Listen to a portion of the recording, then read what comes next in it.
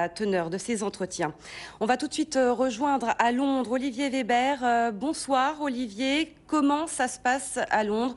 On vient de le voir, la bourse continue de chuter. Eh bien oui, ici aussi c'est la Bérésina, moins 2,7% pour l'indice de la Bourse de Londres.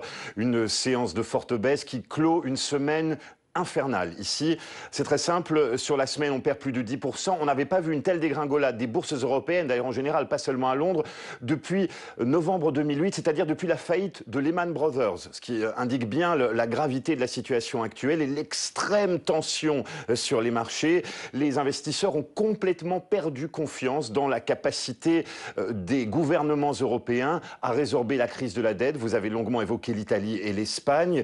Alors il faut maintenant une réaction appelée de ses voeux par le chef du gouvernement en place ici pour l'instant, car David Cameron, le Premier ministre, est en vacances, et donc William Hague, le ministre britannique des Affaires étrangères qui dirige le pays, il a exhorté les dirigeants de la zone euro à trouver une solution à la crise de la dette. D'ailleurs, Nicolas Sarkozy, ce soir, devrait s'entretenir avec José Luis Zapatero au téléphone et avec Angela Merkel également. Mais ici à Londres, eh bien, c'est l'angoisse et la peur de la crise de la dette et de la récession aussi.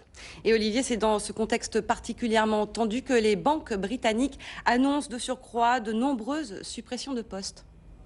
Ça a été le bain de sang ici cette semaine pour les banques britanniques. Les 5 grandes banques de la City ont annoncé ou confirmé, tenez-vous bien, 50 000 suppressions de postes cette semaine.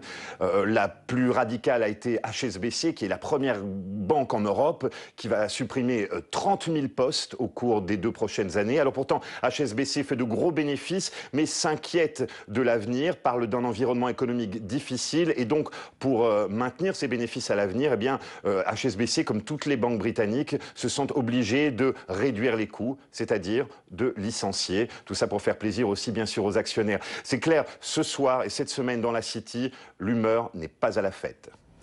Merci Olivier Weber pour toutes ces précisions. En Syrie, les chiites